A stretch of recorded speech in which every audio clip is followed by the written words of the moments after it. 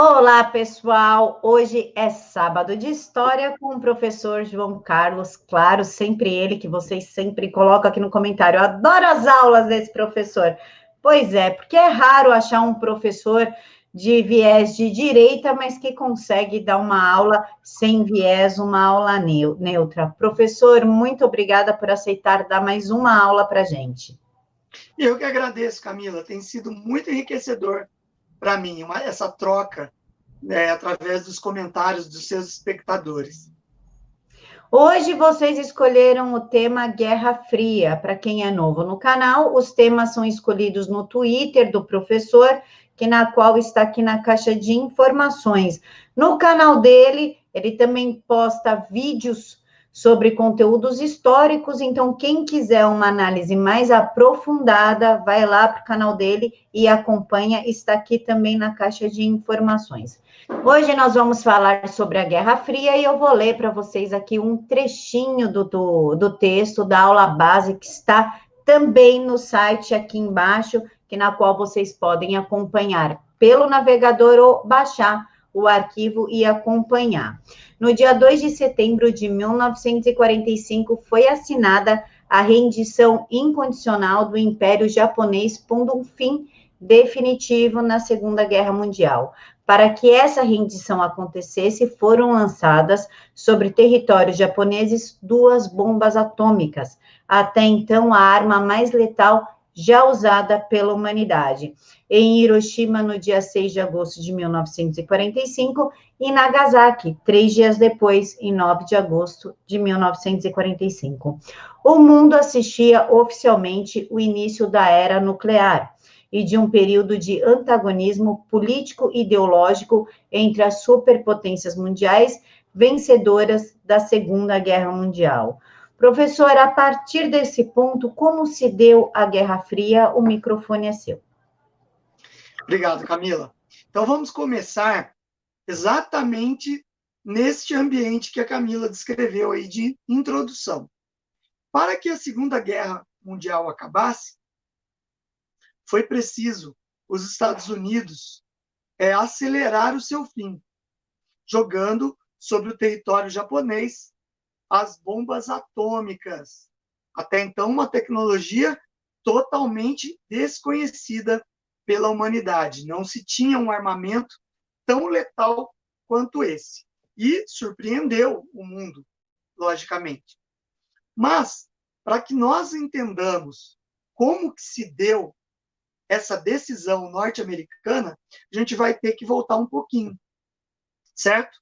Então, no dia 8 de maio de 1945, aconteceu a rendição do, da, da Europa, né, do nazifascismo na Europa. A guerra continuava lá no Pacífico, certo? O Império Japonês continuava fazendo parte do eixo e continuava resistindo na Segunda Guerra Mundial.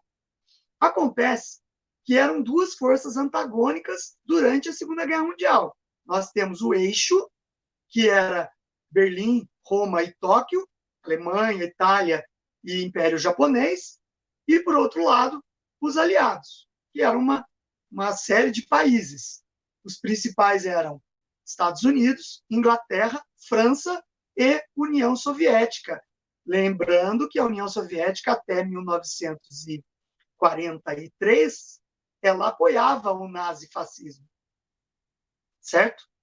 E ela foi traída no acordo germânico-soviético, quando o Hitler invadiu o território soviético, ok?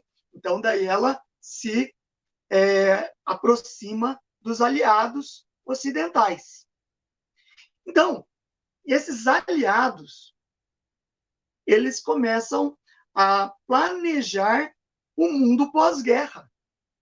O mundo pós-guerra, ele tinha que ser pensado, porque assim que o Japão se rendesse, uma nova era começaria. Ok? Então, nós temos que pensar assim e analisar da seguinte forma. Aconteceram conferências entre os maiores líderes dos aliados durante a Segunda Guerra Mundial. Nós temos uma conferência em 1943, que foi a Conferência de Teherã, capital do Iraque, ou melhor, capital do Irã, Teherã, que vai decidir sobre o dia D e sobre áreas que foram dominadas pela União Soviética na Polônia, certo? Então, essa foi a Conferência de Teherã. Depois, em 1944, nós temos uma conferência que é pouco falada, pouca gente conhece essa conferência, que é a Conferência de Bretton Woods. Bretton Woods é uma pequena cidade dos Estados Unidos onde se realizou a conferência. Essa conferência de Bretton Woods, ela definiu que a moeda mundial seria o dólar, com a segurança do ouro, ou seja, o lastro financeiro desta moeda, o que daria segurança à valorização dessa moeda, seria o ouro.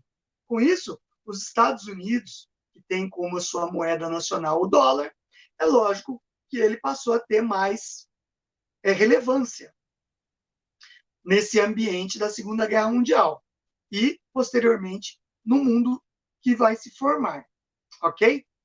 Agora, as duas mais importantes conferências deste período. A Conferência de Ialta.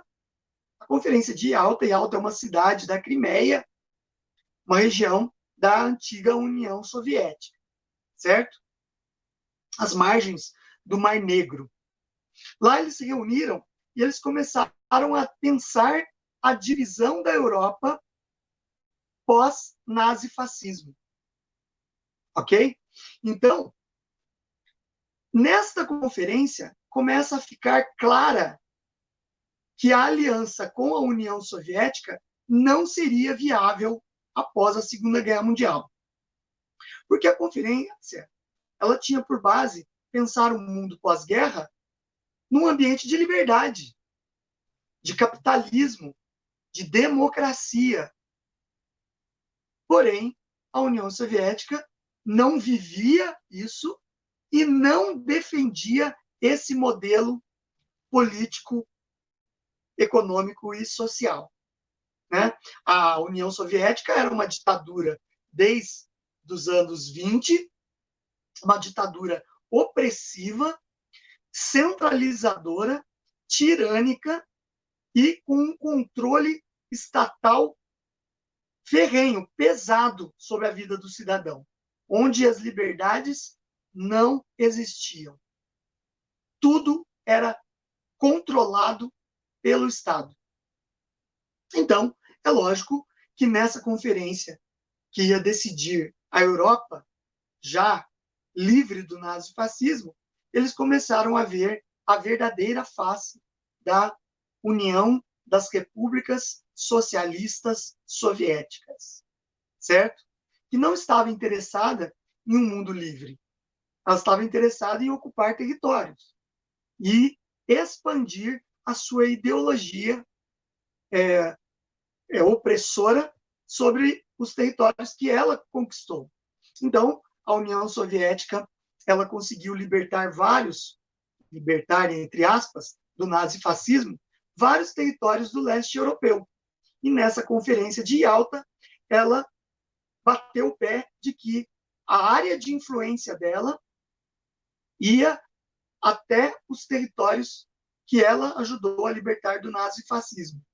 E, com isso, o seu domínio se expandia das repúblicas soviéticas até Berlim, praticamente. Ok? E os países aliados, que são capitalistas, que prezam a liberdade e a democracia, ampliaram a sua área de influência no lado ocidental da Europa a partir de Berlim. Ok? Isso foi decidido na Conferência de Yalta. Na Conferência de Potsdam, Potsdam é uma pequena cidade metropolitana de Berlim, e lá eles se reuniram em 1945 para decidir como seria a atuação das potências na cidade de Berlim, que acabava de ser liberta do nazifascismo. Como nós já sabemos, o exército soviético foi o primeiro a entrar em Berlim. O exército norte-americano e aliado, eles cederam esse direito aos soviéticos, pois os soviéticos estavam mais próximos da cidade. Então, eles foram desmobilizando tropas nazifascistas ao redor da cidade de Berlim, né, em várias cidades mais próximas, mas não chegaram em Berlim junto com as tropas soviéticas.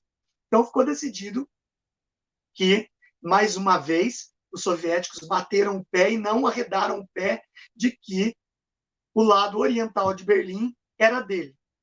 E o lado ocidental seria dos países aliados democráticos e que tem a liberdade como sua bandeira. Ok? Bom, então nessas duas conferências a gente pode notar que já existia uma tensão de disputa geopolítica e ideológica entre as superpotências envolvidas. Certo? Bom, foi na Conferência de Potsdam que o presidente norte-americano Harry Truman tinha assumido a presidência porque o Franklin Delano Roosevelt tinha acabado de falecer. Tinha falecido há poucos meses antes dessa conferência. Então, o Harry Truman avisou nessa conferência o líder soviético, o Joseph Stalin, que Estados Unidos estava preparando uma ofensiva contra o Japão com uma arma atômica, certo? O que surpreendeu o líder soviético, porque eles não tinham essa tecnologia ainda. Ok? Bom, no interior dos Estados Unidos, desde do ataque a Pearl Harbor, e até um pouquinho antes, em 1941, um pouquinho antes do ataque do dia 7 de dezembro, em que os japoneses atacaram Pearl Harbor, os Estados Unidos já vinham se preocupando com a geopolítica mundial. Ele não estava participando da Segunda Guerra Mundial, apoiava indiretamente a Inglaterra, mas já estava preocupado com o desenrolar, o desfecho da guerra. E com isso, os Estados Unidos reuniu mais de 100 mil cientistas no projeto Manhattan. O projeto Manhattan era um projeto ultra secreto das Forças Armadas Americanas para desenvolvimento da bomba atômica. Ok? O presidente Franklin Delano Roosevelt colocou muito investimento do governo americano nesse desenvolvimento. E tinha que ser ultra secreto. Por isso, as bases militares nos desertos americanos estavam sendo usadas para o desenvolvimento dessa arma nova para a humanidade. Eles se basearam em estudos e até na referência, no aconselhamento uma das maiores mentes da humanidade, o cientista Albert Einstein, cientista e físico Albert Einstein, que, por carta, ele já tinha saído da Alemanha, ele tem descendência judia, ele fugiu da Alemanha por medo das perseguições e se exilou nos Estados Unidos. E lá, ele, em contato com a comunidade científica, ele fez uma carta aconselhando o governo norte-americano a desenvolver uma arma que fosse inquestionável para o final da guerra. Essa arma se baseava na fissão nuclear. Então, usava estudos de físicos renomados, como Albert Einstein, Leo Szilard, Rutherford, né, que desenvolveram uma série de avanços na tecnologia da fissão nuclear. E, em 1943, eles desenvolveram o primeiro teste no deserto do Álamo Gordo, no Novo México, certo? A arma era tão desconhecida ainda pela humanidade, não se sabia tantos efeitos, que esse teste não teve os cuidados necessários com a energia nuclear residual à explosão. Então, foi feito dentro de uma área militar, explodiu-se a bomba, eles não sabiam nem a quantidade de potência em comparação a TNT, trinito toluendo, que é a base da dinamite, que teria a bomba atômica. Né? Eles chegaram até, os cientistas, a fazer uma espécie de bolão, falando que ia variar entre 6.000 toneladas de TNT até 18.000 toneladas de TNT. Né? E se aproximou, a explosão do teste se aproximou à quantidade máxima de TNT. Ela aconteceu nesse deserto, o cogumelo formado foi visto em 4 estados americanos, né? E o calor intenso dessa explosão vitrificou mais de 100 quilômetros da areia do deserto daquela região, para vocês verem como foi a potência dessa bomba. Vários soldados que faziam a segurança do local e que não estavam devidamente protegidos por desconhecimento da energia nuclear ainda, que era uma fonte energética muito nova, eles acabaram afetados por a radiação residual desse teste. Estava provado que a bomba atômica era a arma mais letal da humanidade e que os Estados Unidos era o único país possuidor dela. Então, o governo norte-americano, sabendo desta tensão que já existia com a União Soviética, essa tensão geopolítica e ideológica, o que o presidente norte-americano fez? Com o pretexto de abreviar o sofrimento e os gastos financeiros com a Segunda Guerra Mundial, o presidente norte-americano Harry Truman, ele dá a ordem para lançarem as bombas atômicas sobre a cidade de Hiroshima e Nagasaki, certo? Então, a bomba de Hiroshima, ela foi chamada de Little Boy, foi lançada de um avião, não era em forma de míssil, como muitas pessoas têm em mente, mas não existia ainda os mísseis. Ela foi lançada de um avião, o avião pilotado tinha o nome da mãe, foi apelidado com o nome da mãe do piloto, Enola Gay, e a bomba foi apelidada com o nome de Little Boy. Ela explodiu sobre Hiroshima e causou centenas de milhares de mortes em poucos minutos. E a radiação residual matou mais centenas de milhares décadas depois. A mesma coisa aconteceu em Nagasaki. A bomba foi apelidada de Fat Man, certo? Por ser uma bomba gorda, né? Lançada também de avião. Bom,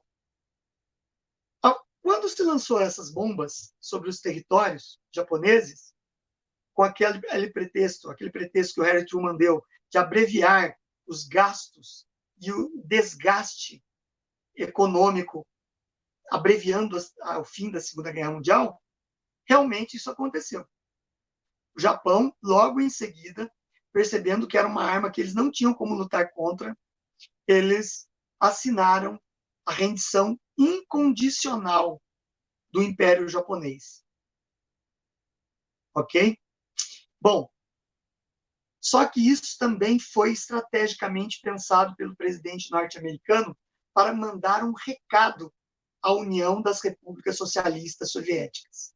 O recado de que, apesar de eles serem uma potência militar vitoriosa na Guerra da Europa, durante a Segunda Guerra Mundial, eles tinham que tomar muito cuidado e não querer mais do que eles estavam pleiteando, pois os Estados Unidos era detentor da maior arma que a humanidade já viu. Certo? E isso ajudou bastante no mundo pós-guerra os Estados Unidos conter a sanha ambiciosa dos comunistas de tomarem territórios. Mas isso não durou muito tempo. Por quê? Porque em 1949, o Stalin ele declarou que já tinha também a bomba atômica, que foi o projeto de alguns cientistas italianos, e principalmente o Fermi e o Bruno Pontecorvo, que se exilaram na União Soviética, e lá eles desenvolveram a bomba atômica soviética. O Bruno Pontecorvo é considerado o pai da bomba atômica soviética. Bom, passado esse período que acabou a guerra, daí começa o embate político-ideológico. Por quê? A União Soviética ela começa a designar que os países alinhados a ela, que foram libertados por ela do nazifascismo, tinham que ser repúblicas comunistas satélites, que giravam em torno da União Soviética. Eles endureceram os governos desses países, colocando governos fantoches aprovados pelos PCUs soviéticos, Partido Comunista da União Soviética. Não era escolhido pelo povo daquela região. Eram pessoas daquele país que cooptaram com o comunismo soviético. Ok? Então, os Estados Unidos, percebendo essa radicalização, que mais tarde geraria uma ambição em tomar mais territórios pelo mundo, os Estados Unidos cria a doutrina Truman. A doutrina Truman, criada pelo presidente Truman, ela tinha como objetivo fazer com que os Estados Unidos liderasse o mundo livre contra a expansão tirânica comunista no restante do mundo. Como que seria essa liderança norte-americana? Através de intervenção militar, bloqueios econômicos e aumento da sua área de influência geopolítica. Isso foi a doutrina Truman, ok? Bom, a Guerra Fria começa nesse momento. A partir das bombas atômicas e a partir do momento dessa radicalização da União Soviética, tem início a Guerra Fria. Que a definição de Guerra Fria é uma guerra sem combate direto militar entre as duas superpotências. Elas não se enfrentaram militarmente em campos de batalha, mas se enfrentaram indiretamente em quase todas as áreas da vida humana. Na economia, na política, na ideologia, no desenvolvimento tecnológico, na cultura, nos esportes e até no bem-estar social. Em todas as áreas da vida humana, essa disputa entre qual sistema político, econômico e ideológico era melhor. Ok? Por um lado, os Estados Unidos representava e liderava um mundo livre, capitalista e democrático. E, por outro lado, a União das Repúblicas Socialistas Soviéticas liderava o bloco comunista, que pregava a tirania do Estado e a falta das liberdades individuais para o cidadão, num regime totalmente repressivo e opressor. Ok? Bom, e daí a gente tem o desenvolvimento da Guerra Fria. Várias medidas são tomadas com o passar dos anos que vão desenhando o futuro cenário mundial durante o período da Guerra Fria. Então, nós temos, em 1945, logo depois da Conferência de Potsdam, nós temos, e do fim da Segunda Guerra Mundial, a criação da ONU, efetivamente. Ela já existia no papel, mas ela foi oficializada após a Segunda Guerra Mundial. Digo de passagem que o prédio da ONU ele foi uma disputa entre os melhores projetos de arquitetura do mundo para ser construído lá em Nova York. E foram 2 projetos vencedores, entre 2 arquitetos famosos. Eu não me lembro o nome do arquiteto francês, que dividia o nome, né, que deu ao projeto do prédio da ONU, foi junto com o Oscar Niemeyer. Eles eram os mentores desse projeto. E o Oscar Niemeyer, vocês sabem, que era um comunista de carteirinha aqui no Brasil. Então, a ONU já começou mal em 1947, quando a sede dela foi construída com um projeto de um comunista. Mas, até então, a ONU ainda não estava totalmente dominada pelo comunismo. Ok? Hoje está. Nós temos, então, a criação da ONU, e a ONU passa a ter aquele papel de tentar mediar os conflitos de interesses entre as grandes e pequenas nações do mundo, com a finalidade de evitar uma nova guerra catastrófica no mundo pós-Segunda Guerra Mundial.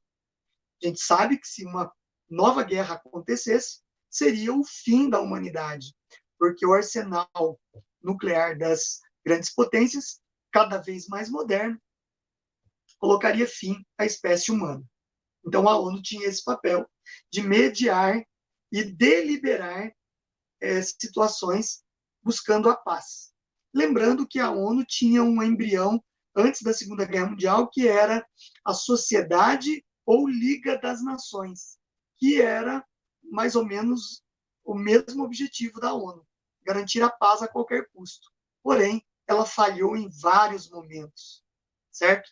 É o que vai acontecer com a ONU também, que ela adotou uma política globalista, né, de governo único, e ela sendo, vamos dizer assim, o governo, ela que seria o centro do governo único. Mas isso pode ser tema para uma próxima aula. Em 1949,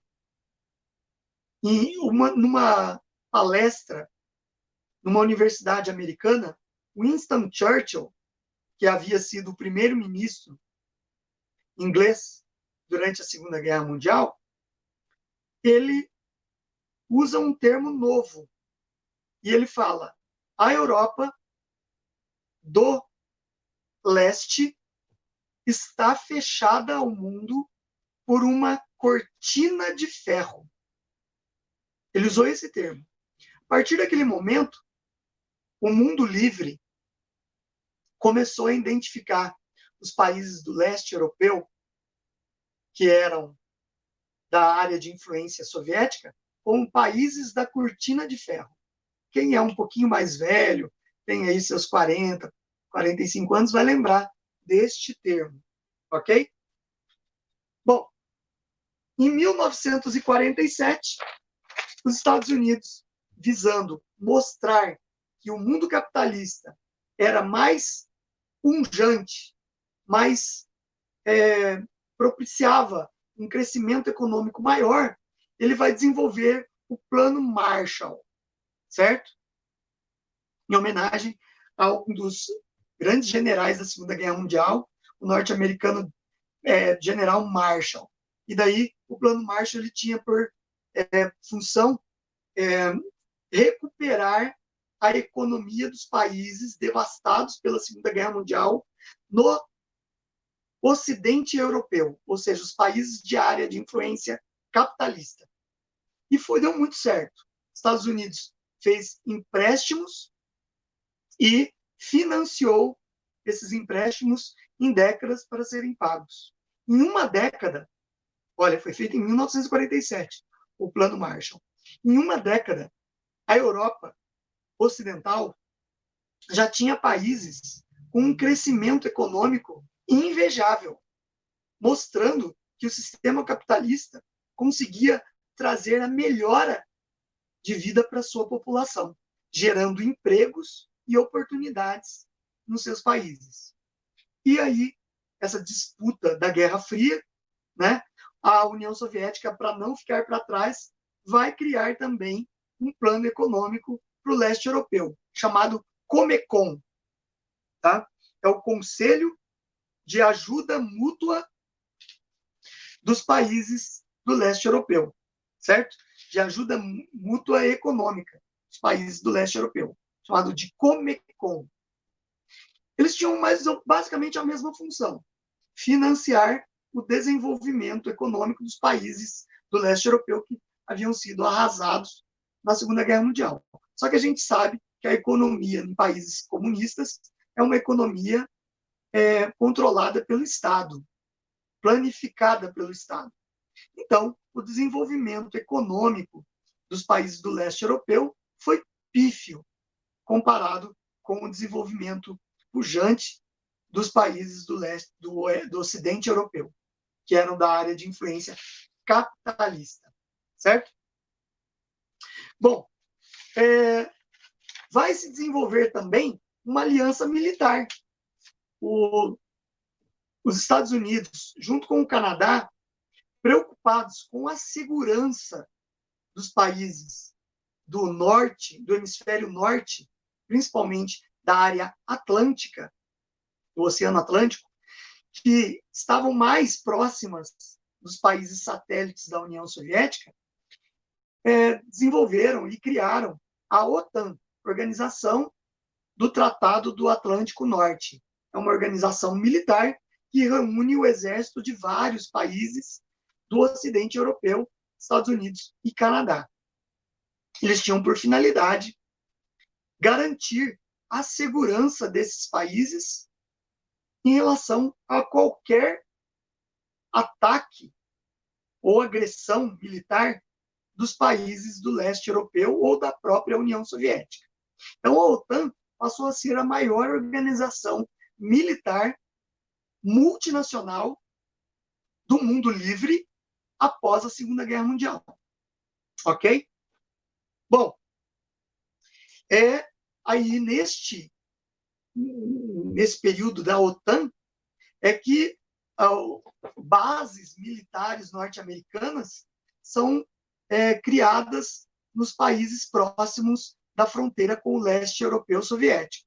Essas bases vão ser muito importantes, porque mísseis vão ser instalados ali. Os mísseis começam a ser desenvolvidos na década de 50, lembrando que o nazismo já tentava desenvolver mísseis, no caso do Otto von Braun, que é um dos cientistas da Alemanha nazista, que foram cooptados pelos americanos e até ajudou no programa espacial americano com os foguetes, né?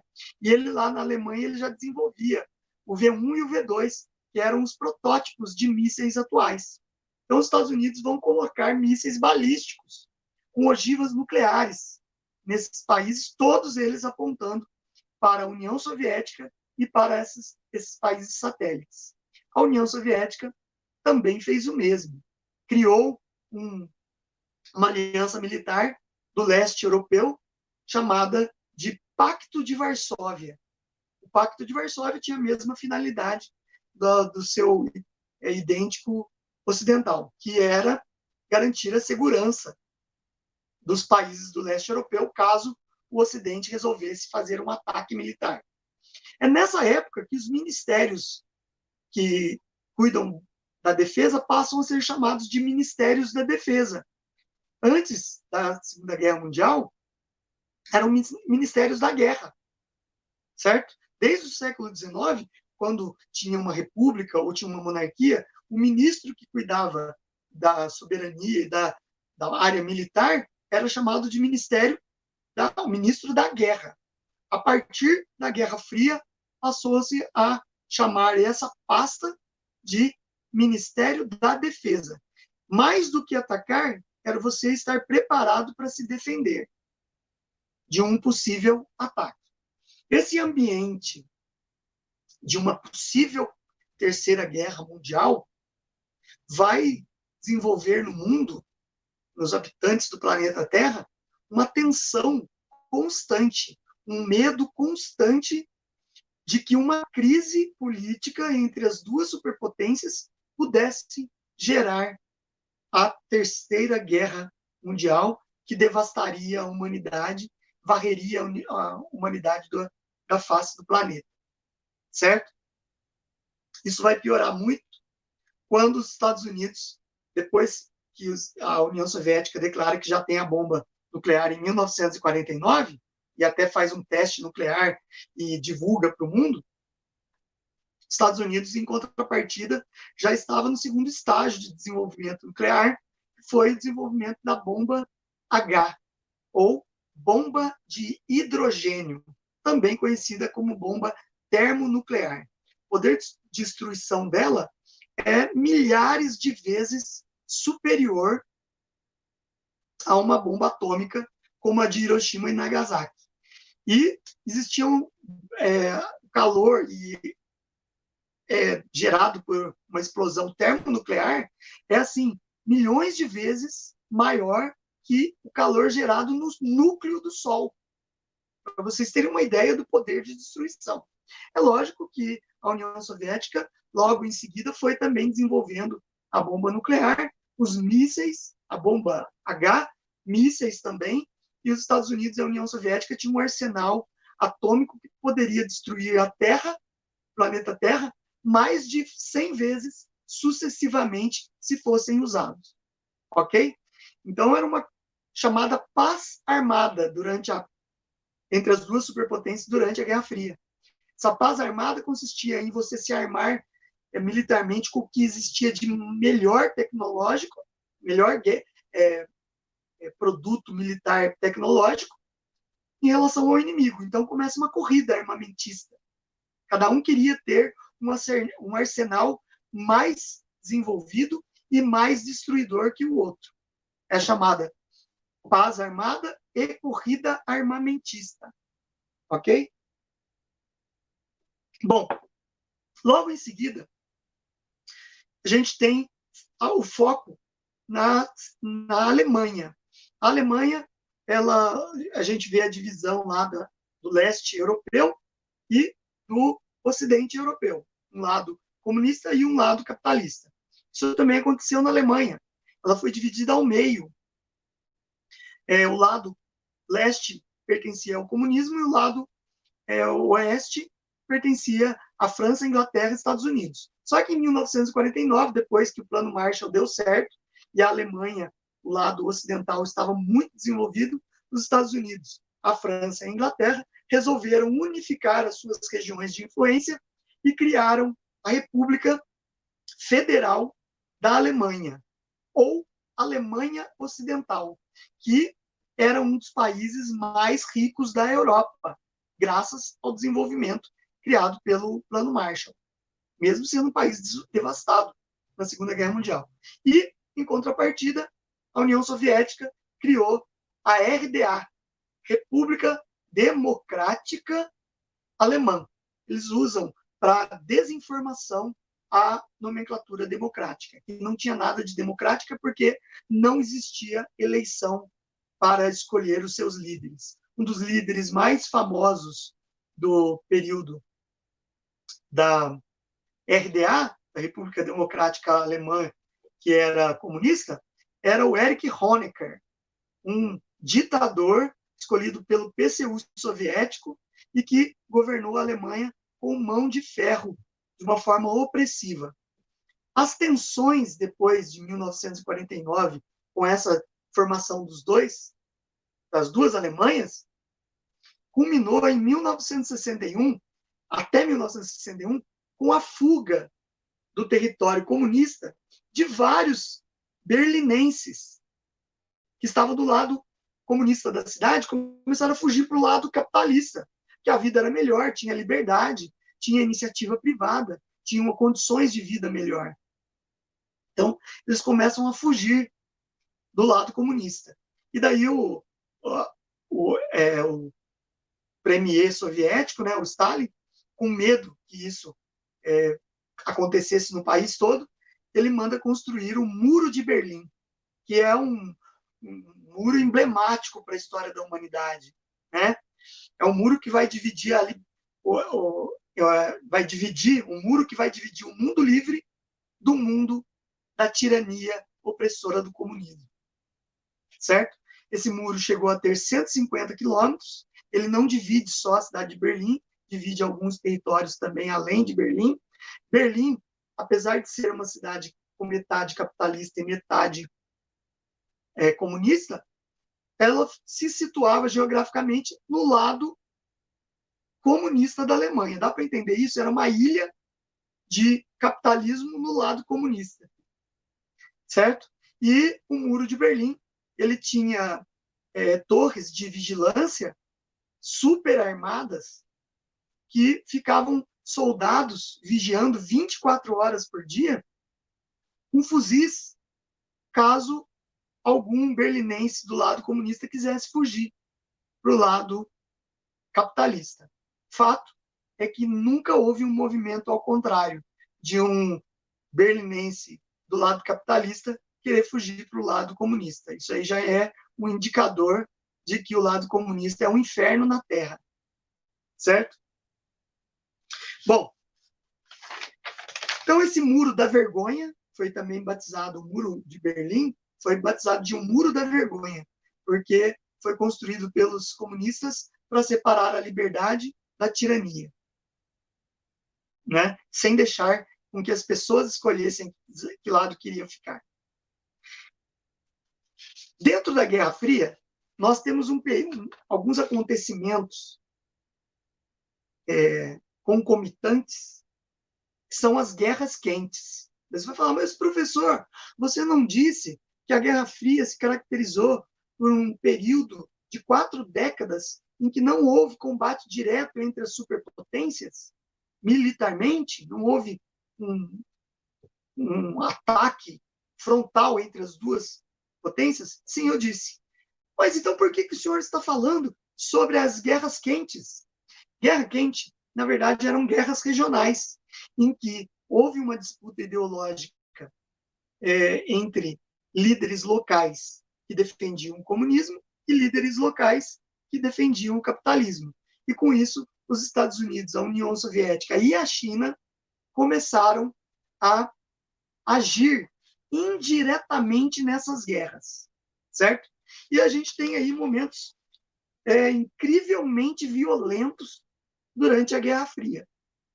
Nós temos uma série de guerras acontecendo. Primeiro, a gente tem, em 1949, a Revolução Chinesa, né? Uma das revoluções mais sangrentas que existiu no século XX e na humanidade.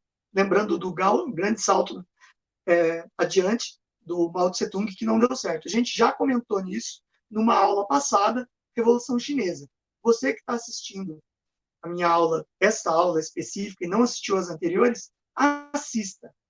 É só o conhecimento que vai te levar a abrir os olhos. Assista às aulas anteriores, inclusive a aula sobre a Revolução Chinesa. Nós temos também a Guerra da Coreia, em 1950. Um resuminho rápido da Guerra da Coreia. A Guerra da Coreia foi uma guerra em que, lá nos acordos de Potsdam, eles já estavam pensando na Ásia, né? E decidiram que já existia uma luta interna na Coreia, porque ela tinha sido uma colônia francesa até antes da Segunda Guerra Mundial, e com a invasão japonesa da Coreia, na década de 40, que expulsou os franceses de lá, houve um grupo comunista liderado por Ho Chi Minh que conseguiu libertar a parte norte da Coreia da influência francesa depois da Segunda Guerra Mundial, porque os franceses quiseram retomar o seu território colonial. E esse Ho Chi Minh conseguiu barrar a conquista deles no norte da Coreia, e ali o norte da Coreia passou a ser de dominância comunista, e recebendo armas e equipamentos militares da União Soviética e da China. Os Estados Unidos, preocupados que a Península Coreana não caísse totalmente nas mãos do comunismo, decidiu em tratado internacional, junto com os líderes do norte da Coreia e da União Soviética e da China, que o paralelo 38 seria a divisão das duas Coreias, certo? Só que em 1950 o lado comunista não respeitou a divisão do paralelo 38 e atacou e avançou sobre o lado sul. E daí os Estados Unidos formou uma coalizão de países com apoio da ONU, interviu no lado sul sob o comando de generais americanos e conseguiu refrear o avanço comunista e até empurrá-los de volta para o lado norte. Só que a China resolveu também intervir. A China não era uma potência nuclear como era a União Soviética, mas já estava em conluio com a União Soviética nesse período. Então, os Estados Unidos resolveu retroceder para o lado sul do paralelo 38 e até hoje foi assinada, naquela época, uma trégua que reestabelecia que a paz permaneceria ali, só que essa trégua tem durado até os dias de hoje. A gente sabe que eu até me enganei aqui, falei do Ho Chi Minh é no Vietnã, eu vou falar sobre isso. Foi o Kim Il-sung, que é pai do Kim Jong-un da Coreia. O Kim Il-sung que foi o fantoche que governou a Coreia do Norte durante esse período da Guerra da Coreia. O Kim Il-sung, certo? Que é o avô do ditador que tem lá na Coreia hoje. Desculpem pelo erro aí sobre o líder, tá? O Ho Chi Minh é no Vietnã, que a gente vai falar agora. Ok? Então, essa trégua das duas Coreias acontecem até hoje. A Guerra do Vietnã, que é uma das guerras mais celebradas no cinema americano, é tema de vários filmes aí clássicos sobre guerra, fala da Guerra do Vietnã. A Guerra do Vietnã foi um erro estratégico norte-americano, porque os generais norte-americanos, depois de verem a China cair sobre o comunismo, o norte da Coreia cair sobre o comunismo, eles desenvolveram a teoria do dominó, que era assim: se nós não impedirmos as peças que caíram sob mãos comunistas de continuarem caindo umas sobre as outras, toda a Ásia virará comunista, se transformará em área de influência comunista. Então, os Estados Unidos, preocupados com o Vietnã do Norte, que estava sob o domínio japonês na Segunda Guerra Mundial, e depois Ho Chi Minh conseguiu libertar o lado norte do domínio comunista, os Estados Unidos impôs um governo capitalista, porém ditatorial no lado sul. Um governante ditatorial no lado sul. E a população não tinha grandes opções. O lado norte comunista, pobre, financiado pela União Soviética em armas e equipamentos. O lado sul, financiado pelos Estados Unidos, porém numa ditadura nos moldes capitalistas, né? Não era uma ditadura ferrenha e opressora, mas era um governo sem eleições democráticas que os Estados Unidos apoiou lá, para conter o comunismo. Esse foi o erro estratégico, certo? Porque não deu oportunidade da população comprar a briga por eles. Se fosse um governo democrático, provavelmente eles teriam se aliado mais às tropas norte-americanas. O fato é que o Ho Chi Minh acabou se interessando pelo lado sul e houve um combate direto, porque quando teve uma eleição fraudulenta do lado sul, que colocou o ditador lá, que era uma eleição de partido único, uma frente nacional libertadora, FNL, que era de caráter comunista no sul, apelidada de Vietcongs pelos Estados Unidos, eles reagiram e formaram guerrilhas armadas no lado sul. Lógico que o lado norte apoiou os Vietcongs. E daí os Estados Unidos desembarcou milhares de soldados lá com armamento e começou a Guerra do Vietnã. Né? É uma guerra sangrenta, uma guerra que vai se diferenciar das demais guerras por uma série de motivos. Primeiro, que os Estados Unidos, em 4 anos de guerra, ele teve mais, a guerra foi de 1950, mais ou menos, até 53, né? Até 1973, certo? Com a participação norte-americana, porque já vinham uns conflitos um pouquinho antes, desde 1950. Então, com a participação norte-americana, foram desembarcados lá, em 4 anos de guerra, 550 mil soldados norte-americanos, num clima inóspito, tropical, que fazia mais de 40 graus todos os dias, em várias épocas do ano, e o soldado norte-americano não estava preparado. É uma região periférica do mundo, totalmente isolada, que fazia com que os soldados tivessem pouca comunicação, que naquela época o via satélite ainda não existia. A comunicação via satélite só passa a existir a partir de 1969, vai existir durante a Guerra do Vietnã, mas um pouco posterior ao início da guerra. Certo? Então, a gente tem aí o isolamento das tropas americanas lá. Foi a primeira grande guerra localizada durante a Guerra Fria, regional durante a Guerra Fria, foi totalmente coberta pela imprensa.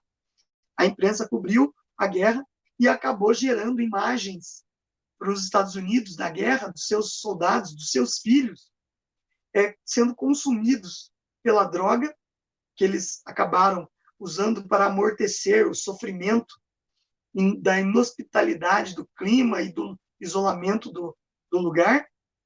Né? Quase todos os soldados americanos se viciaram na maconha e diversas drogas do Oriente. Isso foi patente lá. Isso causou uma comoção na população norte-americana e a gente tem movimentos norte-americanos pacifistas. Lembrando que final da década de 50, começo da década de 60, começa o movimento hippie, né? A contracultura, que começa a questionar o poder estabelecido, tudo como um movimento interno cooptado pelas esquerdas do país. Né?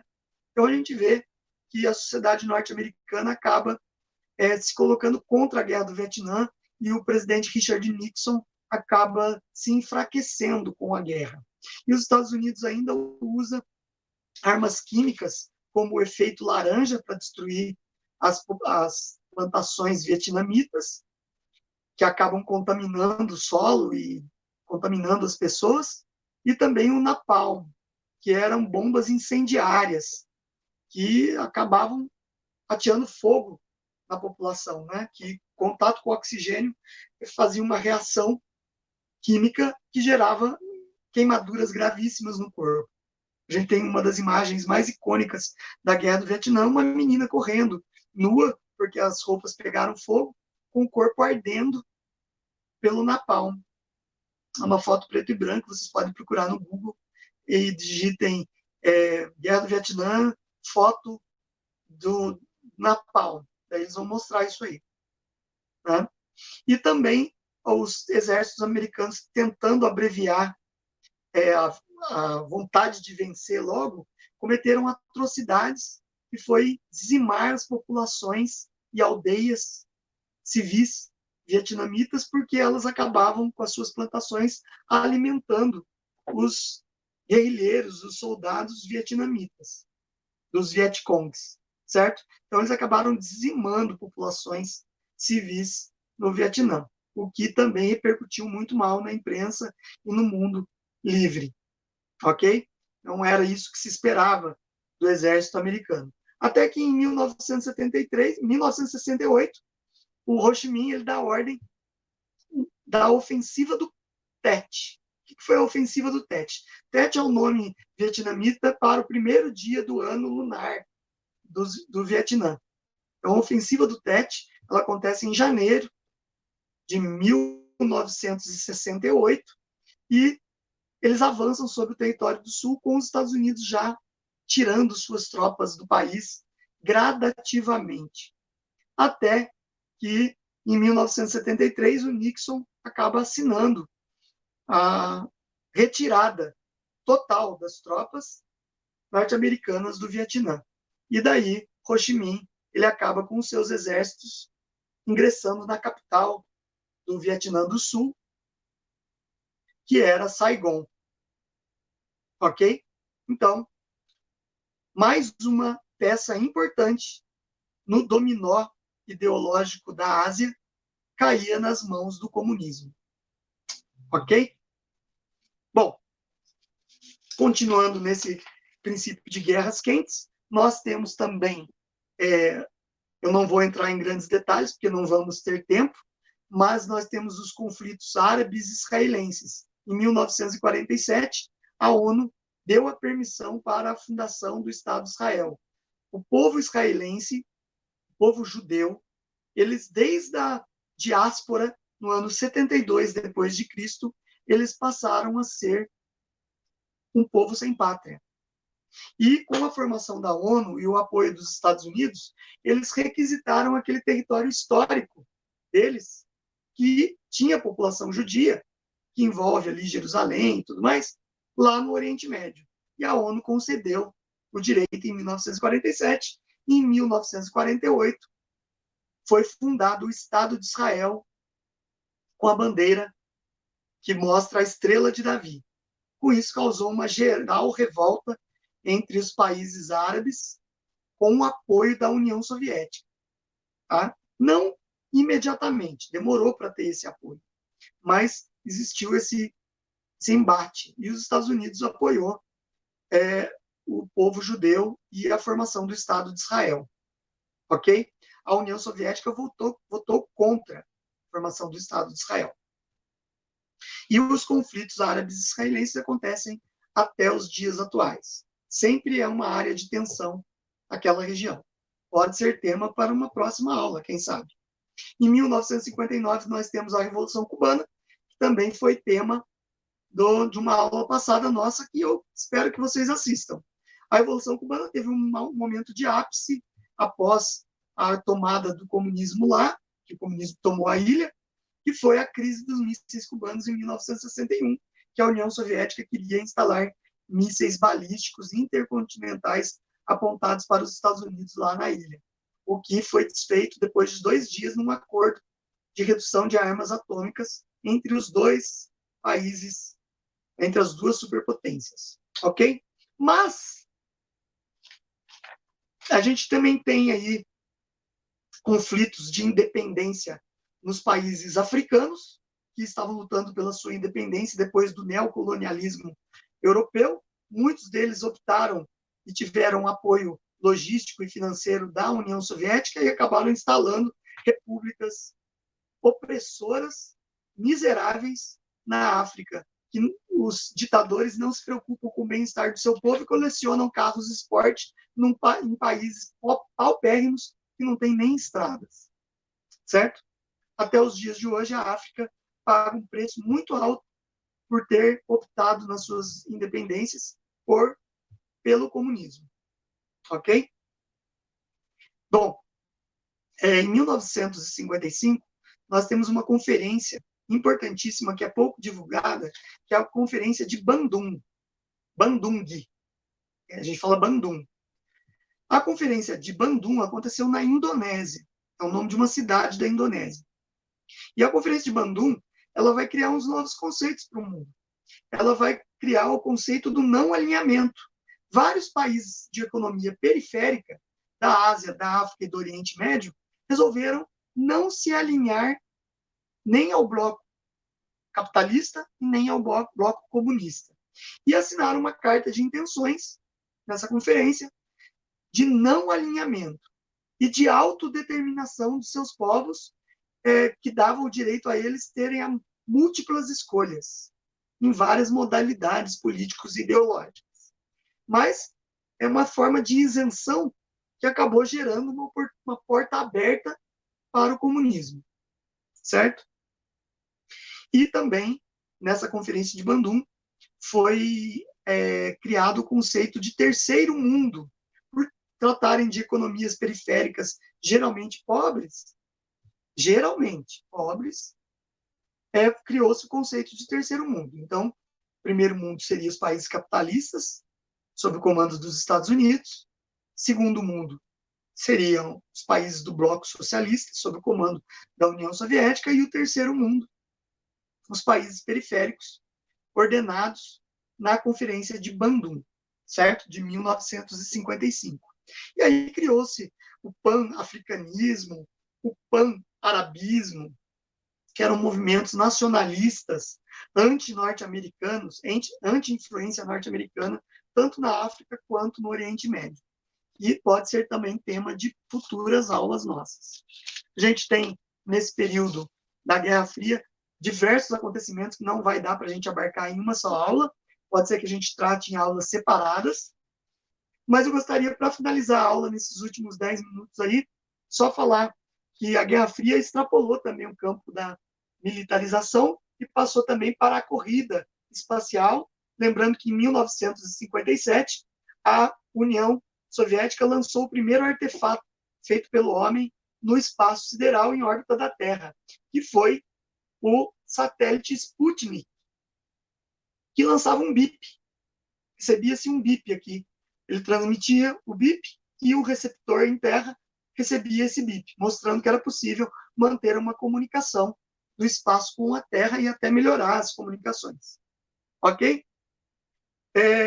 A guerra espacial inicialmente teve a vitória da União Soviética, eles foram os primeiros a lançarem um ser humano em órbita, eles lançaram primeiro a uma cadela, né, em órbita, que foi o primeiro ser vivo em órbita, que foi a cadela Laika, e não conseguiram trazê-la de volta.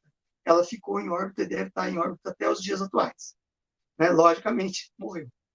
E nós temos também o Yuri Gagarin, que foi o primeiro ser humano a ser lançado no espaço, em órbita da Terra. O Yuri Gagarin foi considerado um herói nacional, morreu de forma misteriosa, porque ele visitou o mundo inteiro como um herói, inclusive países capitalistas, inclusive o Brasil, foi recepcionado aqui como um herói. E ele conheceu o mundo capitalista e viu que as benesses que o mundo capitalista tem da liberdade. E, de repente, alguns anos, algumas décadas depois do seu feito, ele morre de forma misteriosa na União Soviética. Em 1961, o presidente John Fitzgerald Kennedy, ele faz um discurso na qual ele promete que os Estados Unidos ia reverter essa corrida espacial que estava sendo ganha pela União Soviética, e promete o primeiro homem a pisar na Lua. Isso se concretiza no final da década de 1960, no dia 14 de julho de 1969, primeiro artefato humano a pousar na Lua, que foi o módulo lunar, apelidado de Águia, pousou com 2 astronautas, que foi o Neil Armstrong e o Edwin Aldrin. O Neil Armstrong, ele foi o primeiro homem a pisar na Lua, ele era o comandante dessa missão, a missão Apollo 11, e ele foi o primeiro homem a pisar na Lua. Esse fato foi transmitido via satélite em 1969 para o mundo todo. Acredita-se que teve mais de 1 bilhão de pessoas assistindo ao redor do mundo. E o Armstrong, ele fala uma frase que é uma das frases mais emblemáticas da humanidade. No momento em que ele pisa lá, ele fala que foi um pequeno passo para um homem, mas um gigantesco passo para a humanidade. Fato é que as missões Apollo continuaram até o número 17, Apollo 17, e depois os Estados Unidos encerrou a missão Apollo e não mais investiu em chegar até a Lua. E isso gerou muita controvérsia, até pessoas que são totalmente ignorantes, que dizem que o homem nunca esteve na Lua. É comprovado que na década de 60 foi desenvolvida tecnologia para se chegar na Lua. Ok? Bom, no campo dos esportes, também houve uma guerra ideológica e um braço de força entre as duas potências. Nós vemos nas Olimpíadas de 1980, os Estados Unidos boicotou essa Olimpíada e os países aliados aderiram ao boicote. Foi por causa da invasão Soviética no Afeganistão. Estados Unidos se colocou, e no Camboja. Estados Unidos se colocou contra essa invasão e, em represália, boicotou a Olimpíada de 1980, que era em Moscou, e tinha como mascote o ursinho Misha, certo? E daí todos os países alinhados aos Estados Unidos não participaram dessa Olimpíada, fazendo com que o brilho da Olimpíada caísse. Só um adendo aqui. A gente sabe que os atletas soviéticos hoje são severamente punidos, centenas deles, por usarem doping. Imaginem na época da Guerra Fria, que eles queriam ter super atletas. Deviam estar todos contaminados pelo doping, mas e não tinha como averiguar isso, ainda mais numa Olimpíada dentro da União Soviética, né? Então, os Estados Unidos não participou dessa Olimpíada. O Brasil participou dessa Olimpíada. Até o João do Pulo, que ganhou medalha de bronze no salto triplo, no atletismo salto triplo, ok? O Brasil, mais uma vez, furando com os aliados capitalistas, né? Ele podia ter se recusado a participar, mas participou. Em 1984 foi a vez das Olimpíadas de Los Angeles, e daí, dando o troco, a União Soviética e seus países aliados boicotaram as Olimpíadas de Los Angeles, também retirando um pouco do brilho das competições, ok? Depois, a gente tem aí também, nesse final, no começo da década de 80 e em diante, a gente tem aí a derrocada do modelo de comunismo soviético, né? E a ascensão do modelo de comunismo chinês. A União Soviética investiu tanto em armamento nuclear e esqueceu a vida, o bem-estar e vida, desenvolvimento social dos seus cidadãos, que viviam como se estivesse vivendo ainda na década de 50. Carros hiper atrasados, pouca tecnologia nos lares, uma vida atrasada, pouco ganho financeiro da população, a economia pesadamente controlada pelo Estado e endividada porque ele tinha que sustentar os países satélites e não tinha grandes economias também, certo? Então, a gente vê a derrocada. A União Soviética, nos seus últimos anos, ela adotou a glasnost, né, a glasnost e a perestroika. Glasnost significa abertura, a abertura política da União Soviética, e a perestroika é a reestruturação econômica do país com base para o capitalismo. Tá? Só que isso aconteceu de forma tardia, acabou tendo uma revolta interna que acabou retirando do poder o Gorbachev, que era o líder soviético que já vinha mantendo uma relação amistosa com o Ronald Reagan, que era o presidente norte-americano. Em 1991, culminou com o fim da União Soviética, União das Repúblicas Socialistas Soviéticas, como nós a conhecemos. E a bandeira vermelha da força e o martelo foi retirada do Kremlin, que era a sede do governo soviético. Porém, a gente viu que houve uma sucessão para o Boris Yeltsin, que era o presidente da Rússia, dentro da União Soviética, e ele não soube manter o comunismo fora da Rússia, e daí veio Putin, que era um representante da KGB soviética, e ele tem se mantido no poder em vários mandatos, com poucas exceções de um correligionário dele, que o sucede de vez em quando. Né? E ele agora declarou que vai se candidatar de novo, porque ele tem medo que a União Soviética, que a Rússia, caia em mãos que não sejam apropriadas. Certo? Não podemos esquecer que em 1989 houve também a queda do Muro de Berlim, momento emblemático. Todas as repúblicas que eram satélites da União Soviética começaram a ruir por causa da sua economia deficitária, pobreza e atraso da população. E foram caindo uma a uma. O Muro de Berlim foi um dos maiores símbolos da queda do comunismo no leste europeu.